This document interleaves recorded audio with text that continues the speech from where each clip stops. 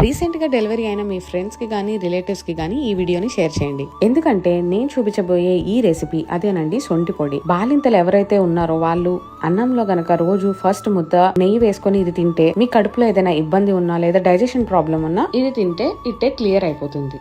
ముందుగా సొంటి కొమ్ముల్ని నేను చూపిస్తున్నట్టు స్టవ్ మీద కానీ లేదా బొగ్గుల మీద కానీ బాగా కాల్చుకొని పక్కన పెట్టుకోవాలి.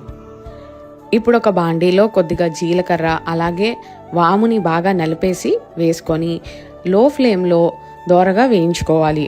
అవి వేగేటప్పుడు ఘాటుకి సరిపడన్ని మిరియాలు కొద్దిగా వేసుకొని కలుపుకోవాలి. తర్వాత కరక్కాయ ముక్కల్ని కూడా వేసుకోవాలి.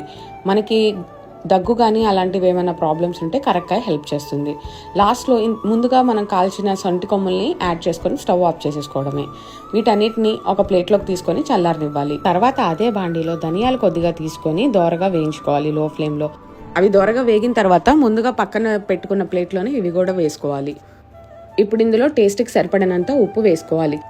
సొంటి కొమ్ముల్ని డైరెక్ట్గా మిక్సీ జార్లో వేస్తే మెదగవు కాబట్టి వాటిని కొద్దిగా దంచుకొని మిక్సీ జార్లో వేస్తే మెత్తగా మెదుగుతుంది. దంచిన తర్వాత అన్నీ కలిపి మిక్సీ జార్లో వేసేసుకొని బాగా స్మూత్గా గ్రైండ్ చేసుకుంటే సొంటి పొడి రెడీ అయిపోయినట్టే. అంతే అండి, ఇందాక చెప్పినట్టుగా అన్నంలో ఫస్ట్ ముద్ద సొంటి పొడిని వేసుకుంటే ఆరోగ్యానికి చాలా మంచిది.